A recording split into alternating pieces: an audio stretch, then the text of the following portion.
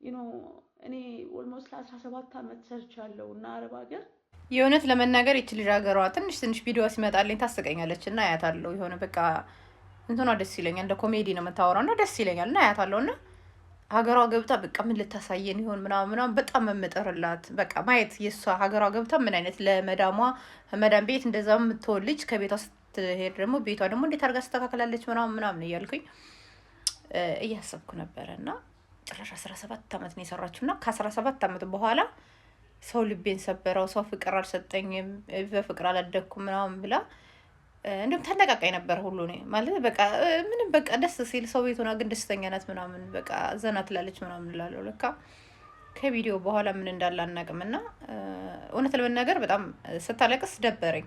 አንደኛ ሚዲያ ተጠቃሚ ነች። በጣም ብልጥ ብልጥ ብልጥ ብልጥ ብልጥ ብልጥ ትመስለኝ ነበረ። በቃ ከሌላ ልጆችን ሁሉም ታስተምር ይመስለኝ ነበረ እና ሚዲያ ተጠቃሚ ሆናችሁ ብር ከተበላችሁ፣ ወንድ ካታለላችሁ፣ ወንድ ከሸወዳችሁ፣ የባለፈው ጠፍቷል እያላችሁ ደጋግማችሁ አንዴ እንቅፋት መቶሽ 5-6 ጊዜ እንዲመታሽ ከደገምሽለት እንግዲህ ድንጋይ አንቺ ነሽ እንጂ የሰው ልጅ እኮ እኔ በጣም የሚገርመኝ ማለት ነው የሰው ልጅ ከሰጣችሁት የማይቀበል ሰው የለም። ምንም የታምጥት ነገ ታመጣዋለች፣ ትሰራዋለች። የሰላንቺ እድሜና መልክ ወይም ድካም የሚጨነቅ ሰው የለም። በነገራችን ላይ እናትሽ እንኳን ከሰጠሻት ብሩ ደስ ይላታል። ኧረ እዛው ቆይ ችግር የለውም እዚህ መጥሽ ኑሮ ተወዷል እያለች እዛው እንድትቆይ ነው የምትልሽ። እንኳን አይደለም ባዳ ማለት ነው። ለዛውም በፍቅርና በወኔ ያልተጋባሽው ባል ማለት ነው። እኔ ሚስቴን አኖራታለሁ ይሄ አለኝ ብሎ ያላገባሽ በምን ታስተዳድራታለህ ተብሎ ሲጠየቅ እኔ ይሄ አለኝ ይሄ በቂ ነው ከዛ ደግሞ እየሰራው ነው ብሎ ያላገባሽ ባል ማለት ነው።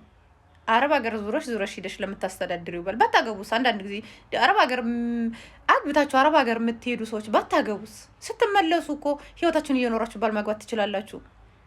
አረብ ሀገር ልትሄዱ ስትሉ ባል የምታገቡት ግን ለምንድን ነው? ወይ ልክ እንዳገባችሁ ማለት ነው ወደ አረብ ሀገር ትሄዳላችሁ። ኧረ ተው እኔ እናቴ ትሙት የአረብ ሀገር ልጅ እንቧ ሲረግብ ሳይ በጣም ነው የማዝነው። የሰው ቤት ስራ ሰርታ በቃ ሀገሯ ስትገባ እንደ ጥጃ አዲስ እንደተወለደ እንቦሳ ስትዘል ነው ማየት የምፈልገው። እና ኧረ አረብ ሀገር ያላችሁ ኧረ በእናታችሁ እንዲሁ እንጃ አላውቅም። እንኳን አይደለም ለባል ለባዳ ትቶሽ ሲሄድ ወይ በሴት ሲቀይርሽ ለሚቀይርሽ ወይ ትቶሽ ሲሄድ ለሚረሳሽ የልጆች እናት እንኳን ለማይልሽ ማለት ነው። እናትና አባት እንኳን አገር ቤት እኮ እናትና አባት እንኳን ፍቅር በደንብ ተሰጥቶን እኮ ያላደግን ስንቶቻችን ነን? ከልጆች ብዛት ራሱ ስማቸው የጠፋባቸው ስማችን ራሱ የማያውቁ እናትና አባቶች አሉ። አንደኛውን በለጠ አንደኛውን ከበደ እያሉ እያቀያየሩ ማለት ነው። እና እንደ አረብ ሀገር ሚዲያ የሚጠቀም ሰው ከሚዲያ ላይ ቁጭ ብሎ ስለ ብዙ ኢንፎርሜሽን ያለው ሰው አንድ ጊዜ ትበላለህ፣ ሁለት ጊዜ እንዴት እኔ በጣም ይገርም። የመጨረሻው ቤት ተከራይ ተጠብቀኝ ቢያንስ ብዬስ እንዴ ራስሽ ልሽ አትከራይም እንዴ? ብሩን ይዘሽው ሆቴል ታድራለሽ ማደሪያ ከሌለሽ። ከዛ ዞር ብለሽ 2 ቀን ሆቴል ከፍለሽ ዞር ብለሽ ቤት አትከራይም እንዴ? ሲጀመር 17 ዓመት አረብ ሀገር ከቆየሽ ቤት ይኖርሻል።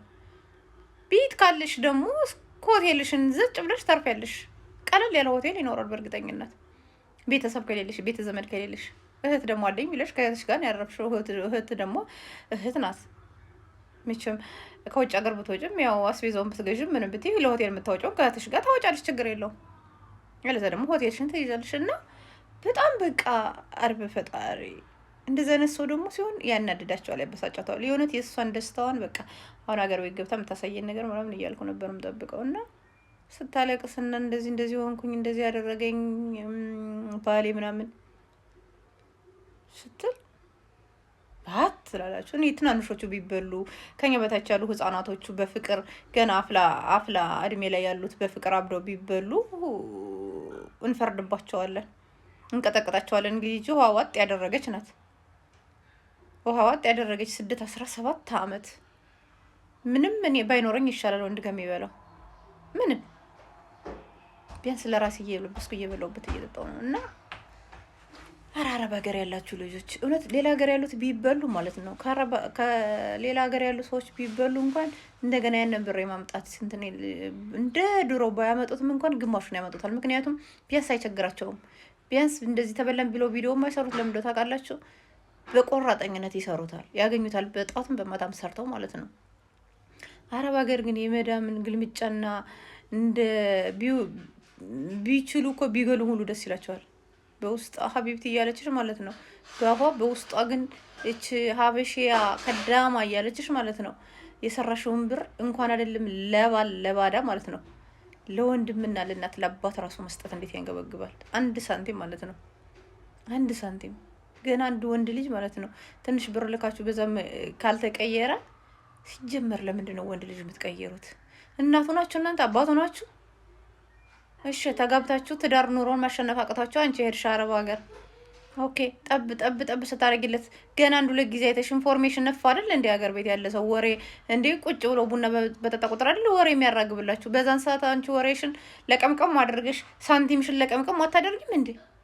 ኦ ይሄ ሰውዬ እንዲህ እያደረገ ነው፣ ከአሁን በኋላ ሳንቲም አልልክም ራሱን ይቻል ብለሽ ለልጆችሽ የሚደረገውን እያደረግሽ እናት አለኝ ብለሻል። እናት ሁላ ትግባ መቼም ፈርዶበታል። የኢትዮጵያ እናት የልጅ ልጅ እያሳደገች ነው የምትኖረው። እና የአረብ ሀገር ልጆች እንግዲህ እንዲሁ በበርሚልም ተቀቅላችሁ አትበስሉም።